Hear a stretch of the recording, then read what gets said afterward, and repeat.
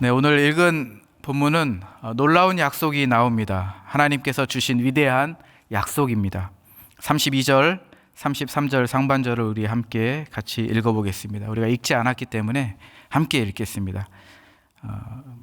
32절과 33절 상반절입니다. 시작. 우리도 조상들에게 주신 약속을 너희에게 전파하노니 곧 하나님이 예수를 일으키사 우리 자녀들에게 이 약속을 이루게 하셨다 함이라.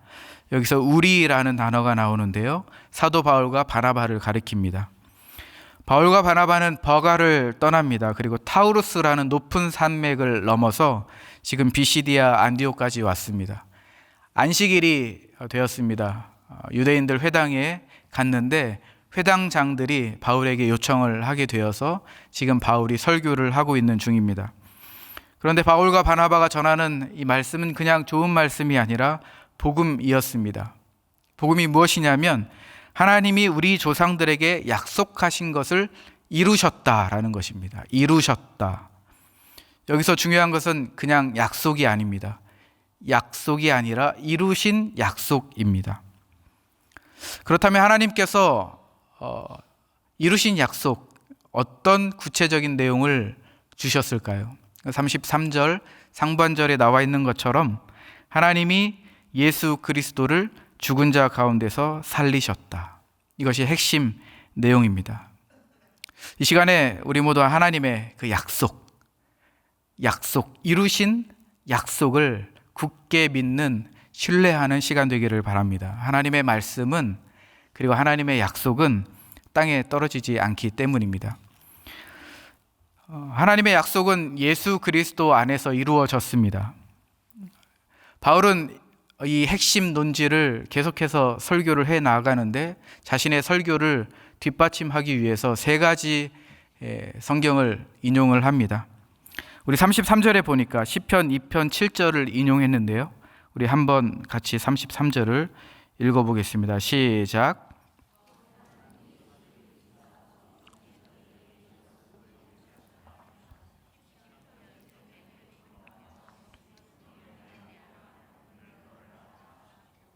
네, 첫 번째 인용이 33절에 나와 있고요. 두 번째 인용은 34절에 나와 있는데 이사야 55장 3절을 인용합니다. 제가 한번 읽어보겠습니다. 또 하나님께서 죽은 자 가운데서 그를 일으키사 다시 썩음을 당하지 않게 하실 것을 가르쳐 이르시되 내가 다윗의 거룩하고 믿은 은사를 너희에게 주리라 하셨으며. 두 번째 인용입니다. 자, 하나님께서 예수 그리스도를 일으키셨다. 예수님의 부활에 대해서 이야기하는데요, 세 가지 인용을 할 때 첫 번째 시편 2편, 두 번째 인용은 이사야, 그리고 세 번째 인용은 35절에 나와 있습니다.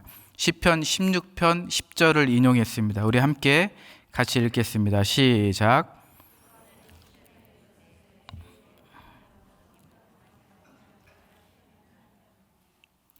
네, 우리 그 세 절을 우리 한번 살펴보았는데 34절과 35절에 반복되는 단어가 있습니다. 거룩한이라는 단어와 썩음을 당하지 않게라는 단어입니다. 반복되었다라는 것은 강조하는 것이죠. 그러니까 사도 바울이 지금 설교를 하는데 그 핵심 메시지가 뭐냐? 하나님의 거룩하심과 예수님의 부활에 대해서 지금 이야기하고 있습니다. 거룩함에 대해서, 그리고 썩지 않음에 대해서 지금 강조하고 있습니다. 하나님은 본질적으로 거룩하신 분이시죠. 그리고 하나님께서 약속하신 그 예수님도 그 본체 자체가 거룩하신 분이십니다. 그런데 여기서 주목할 것은 무엇이냐면 하나님께서 이 거룩한 구원을 이스라엘에게만 국한한 것이 아니라 지금 32절에 너희라는 표현으로 봐서는 이 거룩함이라는 것을 예수 그리스도를 통해서 너희에게, 즉 유대인들과 이방인에게까지 모든 민족에게 열어가고 계시다라는 것입니다. 그것이 거룩함에 대해서 우리가 생각해 볼 개념입니다. 자, 두 번째로는 예수님의 부활에 대해서 이야기합니다. 썩지 않을 것이다 라는 표현을 지금 반복하고 있습니다. 무엇이냐면 지금 바울이 입증하고 있는 거예요. 예수님께서 구약에 예언된 메시아이다. 예수님께서는 구약에 예언된 메시아이시다라는 것을 입증하는 겁니다. 그런데 하나님께서 예수님을 일으키셨는데, 예수님께서 부활하셨는데 그냥 단순히 죽음을 넘어서 부활하신 것이 아니라 영원한 생명 자체가 되셨다. 예수님은 부활하셨습니다. 그런데 영원한 생명 자체가 되었다.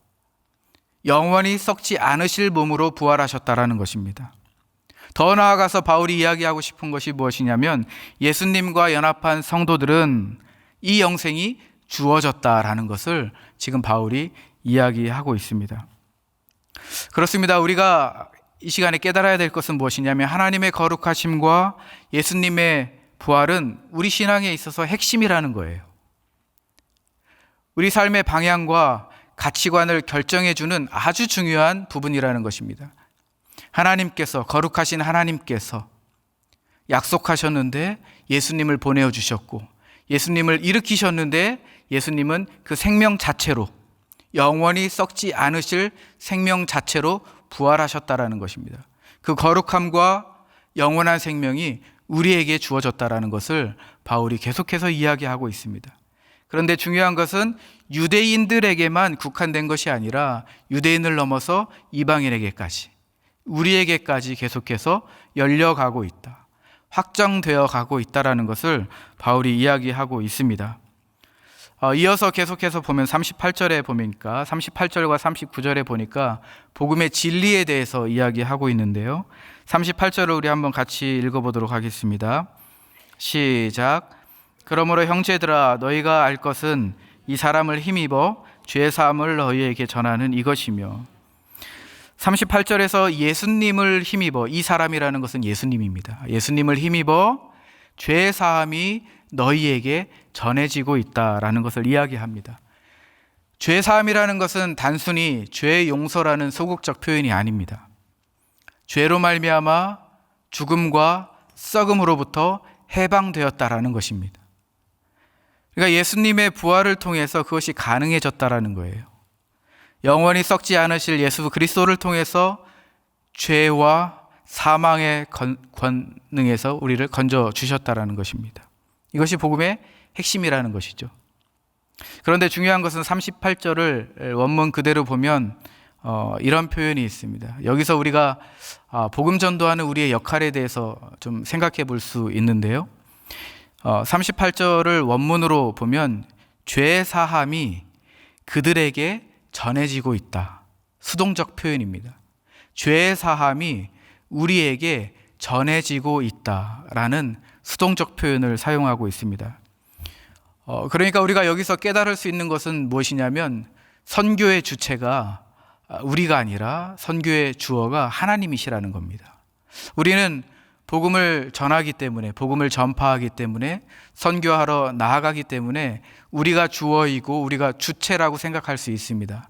그러나 이 표현으로 보면 죄 사함이 너희에게 전해지고 있다라는 수동적 표현을 볼 때에 선교의 주체, 복음 전도의 주체와 주어는 하나님이시다. 우리는 그저 도구일 뿐이다라는 것을 말씀을 통해서 깨달을 수 있습니다. 39절을 보니까 율법과 복음에 대해서 설명하고 있는데요. 39절을 한번 같이 읽어보겠습니다. 시작.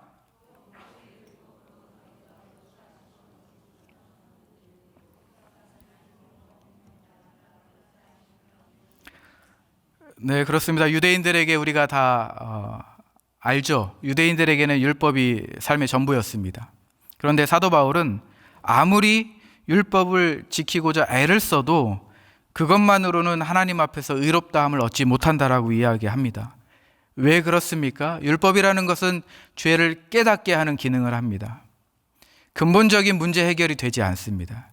사도 바울이 이야기하고 싶은 것은 율법을 통해서 의롭다함을 얻는 것이 아니라 예수님을 통해서, 이 사람을 힘입어서, 예수님을 통해서 의롭다함을 얻을 수 있다. 근본적인 문제를 해결할 수 있다라는 것을 지금 바울이 계속 이야기하고 있습니다. 그렇습니다. 우리가 예수님을 통해서 얻는다라는 것은, 믿음을 얻는다라는 것은 율법의 행위로 얻어질 수 있는 것은 아닙니다. 전적인 하나님의 은혜이고 값없는 하나님의 선물입니다. 우리의 인생은 아무리 노력을 해도 연약하고 부족합니다. 그러나 우리가 여기에서 연약하고 부족하다고 해서 낙심하거나 좌절할 필요는 없습니다. 두려워할 필요가 없습니다. 왜냐하면 예수님을 통해서 전해진 죄 사함, 그리고 의로움, 이 복된 소식을 우리가 얻었기 때문입니다. 이거면 우리에게 충분한 것이죠. 우리가 율법적인 행위를 통해서, 교회 생활을 통해서, 신앙 생활을 통해서 우리가 죄 사함을 얻어지고 의롭다함을 칭함받는 것이 아니라 그저 예수님을 통해서 죄 사함이 전해지고 의롭다함을 얻어지는 것입니다. 믿으십니까? 사도 바울은 이것을 복음의 진리로서 지금 증거하고 있습니다. 그런데 그 범위가 유대인을 넘어서 이방인을 넘어서 여러분들에게까지, 우리에게까지 이 복음의 진리가 지금 선포되고 있는 것이죠. 바울이 설교를 마쳤습니다. 설교를 마친 후에 두 가지 대조적인 반응이 지금 나타나고 있습니다. 긍정적인 반응과 부정적인 반응이 지금 나타나고 있는데요. 우리 48절을 보면 긍정적인 반응이 있습니다. 우리가 읽은 말씀이기 때문에 제가 한번 읽어보겠습니다. 이방인들이 들었습니다. 이방인들이 듣고 기뻐하여 하나님의 말씀을 찬송하며, 기뻐하고 찬송했습니다. 적극적인 표현인 거죠. 영생을 주시기로 작정된 자는 다 믿더라. 모두가 믿었습니다. 기뻐하고 찬송하고 모두가 믿었습니다. 그런데 여기에 좀 재미있는 표현이 무엇이냐면 영생 받기로 작정된 자라는 이 표현이 우리가 하나님의 선교에 대해서 다시 한번 정의해 볼 수 있는 것입니다. 그러니까 하나님은 이미 창세 전에 구원받을 영혼들을 예비하시고 준비를 시켜 놓으셨다는 거죠. 이 말은 무엇이냐면 하나님의 선교는 처음부터 끝까지 주도권이 하나님이 가지고 계시다라는 것입니다. 기획하는 단계부터 계획하시고 기획을 실행해 나아가시는 그 모든 과정에 있어서 하나님이 주권적으로 역사하고 계시다.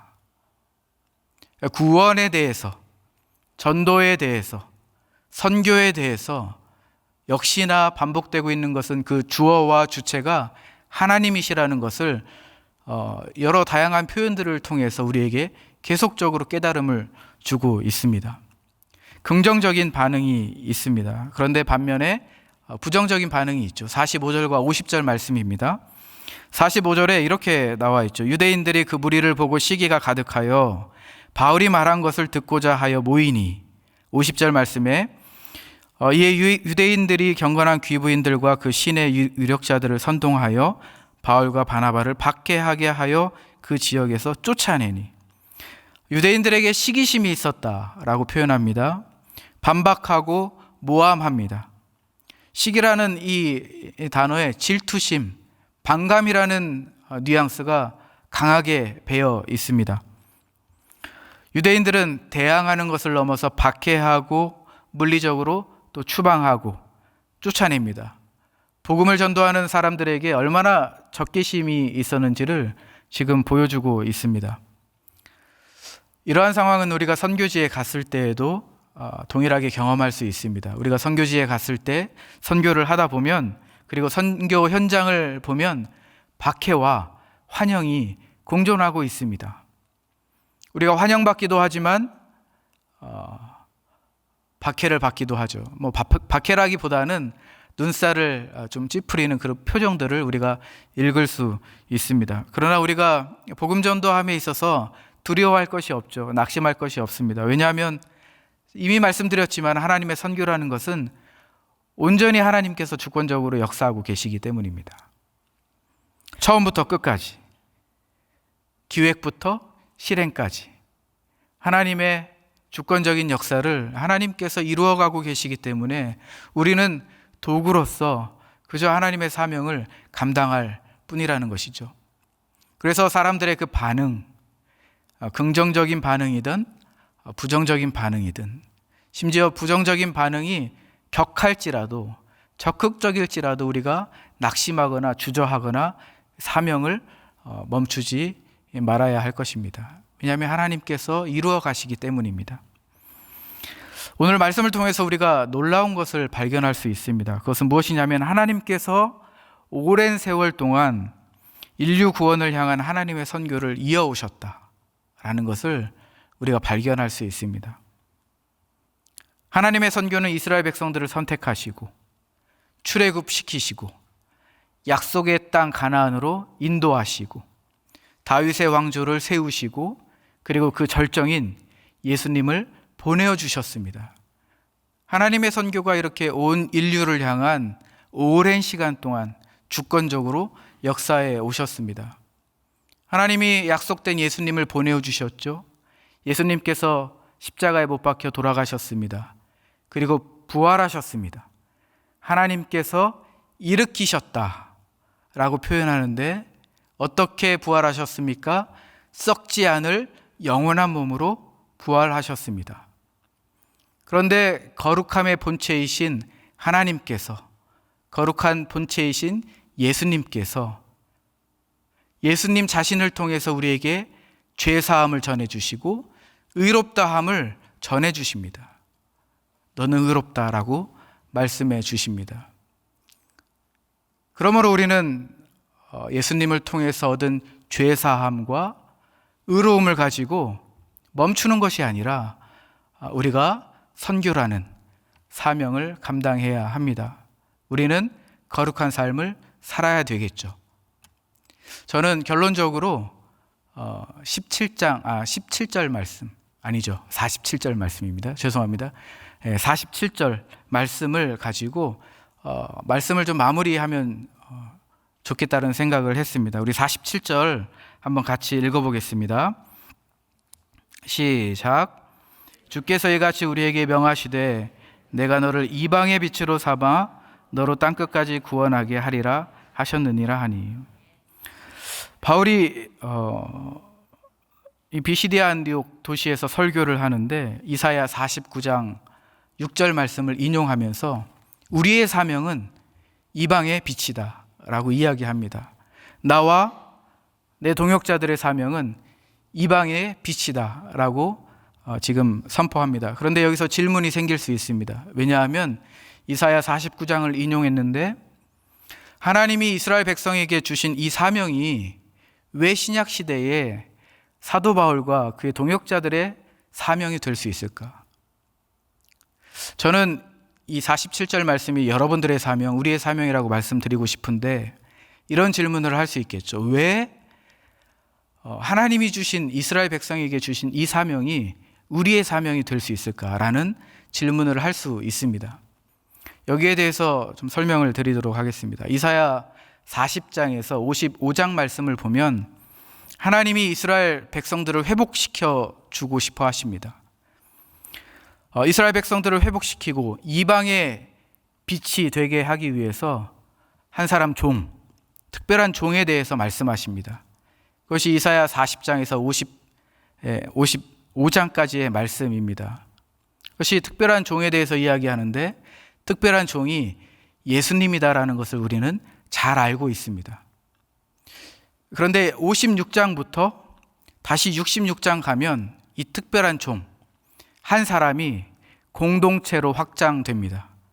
특별한 종으로 말미암아 형성된 공동체, 즉 교회의 사명에 대해서 이야기하는데 그것이 바로 이방의 빛이 되는 것이다 라고 이야기하는 것이죠. 이사야 40장에서 65장까지 66장까지 보면 특별한 종 예수님을 통해서 그 예수님의 사명, 이방의 빛이 되는 예수님의 사명이 예수님으로 말미암아 형성된 공동체의 사명으로 확장되고 연장되고 있다. 그것이 바로 40장에서 66장까지의 말씀입니다. 자, 신약으로 넘어오면 누가복음 2장에 보면 시므온이 아기 예수님을 가리켜서 이방의 빛이다 라고 정의합니다. 다시 한 사람에 대해서 정의하죠. 신약에 와서. 그리고 시간이 지나서 사도행전 1장 8절과 오늘 말씀 13장 47절의 말씀을 보면 한 사람 예수님을 통해서 우리가 죄 사함을 얻었고 의롭다함을 얻었고 거룩한 삶을 살아가야 되는, 그리고 선교적 사명을 감당해야 되는 우리에게, 교회에게, 예수님을 통해서 우리가 예수님을 따르는 교회에게 주어지는 그 사명이 무엇이냐면 바로 이것입니다. 예루살렘과 유대와 사마리아와 땅끝까지 증인이 되는 것, 이방의 빛이 되는 것이 바로 우리의 사명이다, 교회의 사명이다라는 것을 바울이 이야기하고 있는 것이죠. 그렇습니다. 바로 종이신 예수님의 그 사역이 교회 공동체를 통해서 연장되고 있다라는 진리를 우리가 깨달을 수 있는 것이죠. 그래서 우리가 교회의 선교 사역이라는 것을 다시 한번 정의할 수 있습니다. 무엇이냐면 예수 그리스도를 통해서 이루신 하나님의 구원 사역이 온 세상을 향하여서 교회를 통하여서 확장되는 것이다. 우리가 이러한 정의를 내려볼 수 있습니다. 여기서 선교의 통찰, 선교적 통찰을 세 가지로 한번 정의해 보았습니다. 우리 한번 읽어보겠습니다. 우리 첫 번째인데요. 같이 한번 읽어보겠습니다. 시작. 선교는 교회의 본질적 사명입니다. 교회는 건물이나 조직이 아니라 예수 그리스도를 인해 구원받은 종들의 공동체로서 이 세상을 향한 하나님의 구원 사역에 동참해야 합니다. 자, 두 번째 통찰입니다. 함께 읽겠습니다. 시작. 선교는 모든 민족을 향해야 합니다. 인종, 언어, 문화, 세대의 다양성을 뛰어넘어 모든 이들을 구원의 은혜로 초청하는 것이 교회의 사명이기 때문입니다. 자, 세 번째입니다. 시작. 선교는 말씀 선포에 기초해 있어야 합니다. 바울은 구약 성경의 가르침에 기초해서 복음을 전하고 있습니다. 그러므로 교회의 선교는 성경이 증거하는 예수 그리스도의 구원 사역을 온 세상에 전하는 것이어야 합니다. 그것이 바로 오늘 정리할 수 있는 세 가지 선교적 통찰입니다. 우리가 이 정리를 잘 기억해 두셨다가 선교적 교회가 무엇이지? 선교적 교회의 역할이 무엇이지? 에 대해서 한번 고민해 보시기를 바랍니다. 또 한 가지 중요한 것은 계속 반복해서 이야기했지만 사도 바울이 이야기하는 것입니다. 복음 증거, 선교, 교회 사명의 주체는 우리가 아니라 하나님이시고 그 주권은 하나님에게 있고 하나님은 영원전부터 지금까지 주권적으로 역사해 오고 계시다라는 이 진리를 우리가 꼭 기억했으면 좋겠습니다. 우리 마지막 말씀 52절 말씀입니다. 이 말씀 읽고 우리 함께 기도하며 나아가도록 하겠습니다. 함께 읽겠습니다. 시작. 제자들은 기쁨과 성령이 충만하니라. 많은 일들이 있었겠죠. 많은 일들이 있었겠지만 오늘 본문 마지막에 이렇게 성경은 기록합니다. 제자들은 기쁨과 성령이 충만하니라.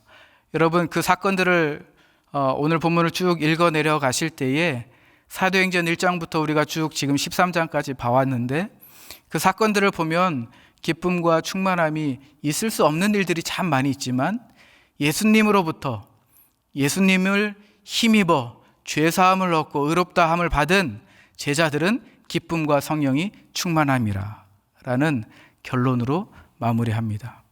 이 말씀이 우리의 말씀이 되시기를 주님의 이름으로 축복합니다. 네, 우리 시간에 함께 말씀을 기억하면서 기도하고 또 자유롭게 자리를 일어나도록 하겠습니다. 기도하겠습니다.